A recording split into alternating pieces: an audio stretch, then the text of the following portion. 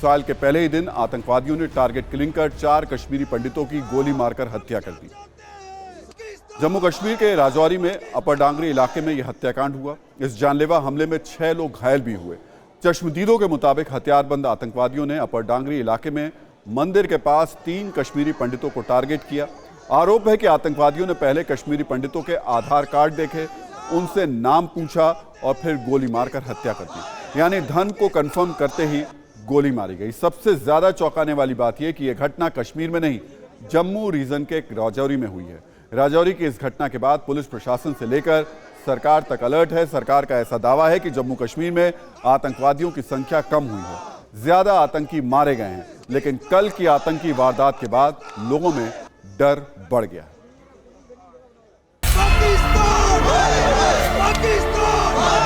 जम्मू कश्मीर में target killing हो रही है। ये जम्मू कश्मीर के लोगों के विकास और विश्वास पर कायराना हमला करने की कोशिश है।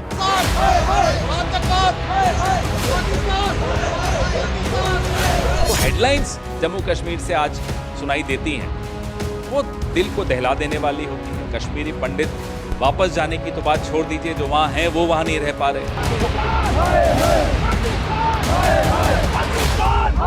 यंत्र तो है ही, और साल की शुरुआत में इस प्रकार की घटना का होना लोगों को चिंता जनक है।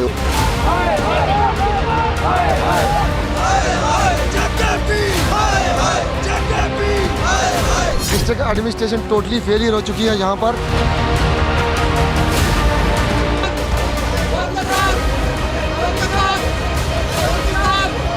हमारे हिंदू गांव हैं, उनको ये खाली करवाना चाहते हैं, जिस तरह इन्होंने एक प्लानिंग के तहत कश्मीर के अंदर से कश्मीरी पंडित वहां से निकाले थे।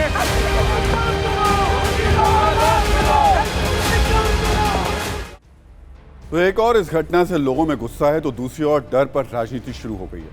नेशनल कॉन्फ्रेंस के नेता फारूक अब्दुल्ला ने कहा कि हिंदुस्तान में जिस तरह नफरत फैलाई जा रही है, ये हमले उसी का नतीजा हैं। जबकि पीडीपी नेता महबूबा मुफ्ती कह रही हैं कि मुस्लिम रोज मरते हैं तो कोई बात नहीं, लेकिन हिंदू मरते हैं तो एक जमात फायदा उठाती है। इन दोनों नेताओं की भाषा बेहद अफसोसजनक है।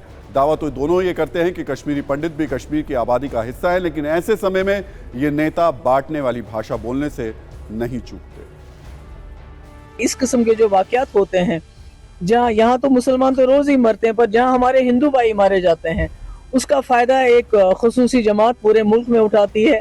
हिंदू मुस्लिम नफरत फैलाने में उनके ये बहुत ही काम आते हैं। इस किस्म की बात, ये बहुत ही दुख की बात है कि आतंकवाद अभी भी इस रियासत में चल रहा है। सारे वतन में नफरत जिस तरह फैलाई जा रही है, ये उसी का नतीजा भी है। आज 3 साल 4 साल होने लगे हैं जब से इनने इस रियासत को यूनियन टेरिटरी में बदला दिया है। 370 को खत्म किया है। कहा नहीं इन्होंने कि आतंकवाद 370 की वजह से है? कहा इन्होंने? आज इतने सालों से 370 नहीं है, आतंकवाद तो वही है। राजौरी में जिस जगह पर कल आतंकवादियों ने इस वारदात को अंजाम दिया, वहां पर आतंकवादियों ने आज आईईडी ब्लास्ट किया, जिसमें एक बच्चे की मौत हुई और 2 महिलाएं घायल हो गईं। आज हुए धमाके से साफ था कि कश्मीरी पंडितों को डराने की कोशिश हो रही है। हालांकि राजौरी की इस घटना के बाद सुरक्षा बल एक्शन में है। पूरे इलाके में आतंकवादियों की तलाश के लिए सर्च ऑपरेशन भी चलाया जा रहा है। ड्रोन से पूरे इलाके पर नजर रखी जा रही है। तो 2022 में भी आतंकवादियों ने कश्मीर में ऐसे ही हिंदुओं और कश्मीरी पंडितों को चुन चुनकर मारा है। पिछले साल 17 अक्टूबर को शोपियां में यूपी के 2 मजदूरों की हत्या कर दी गई। इससे 2 दिन पहले ही 15 अक्टूबर को शोपियां में कश्मीरी पंडित पूरन कृष्ण भट्ट की हत्या की गई। 11 अगस्त को बांदीपुरा बिहार के मोहम्मद अमरेज का मर्डर कर दिया गया बांदीपुरा में। 2 जून को कुलगाम में बैंक मैनेजर विजय कुमार की हत्या कर दी गई थी। 31 मई को कुलगाम में टीचर रजनी बाला की हत्या कर दी गई। 25 मई को बडगाम में टीवी आर्टिस्ट अमरीन भट्ट का मर्डर कर दिया गया। 17 मई को बारामूला में दुकान पर बम से हमला हुआ, रंजीत सिंह की मौत हो गई। और उससे पहले 12 मई को आतंकवादियों ने बडगाम में रेवेन्यू ऑफिसर राहुल भट्ट की हत्या कर दी।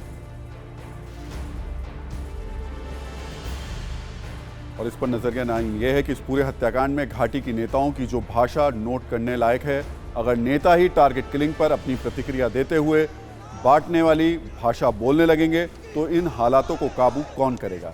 ऐसे संवेदनशील घटनाओं के बाद कश्मीर के नेताओं को कम से कम पाकिस्तान फ्रेंडली भाषा बोलने से बचना चाहिए।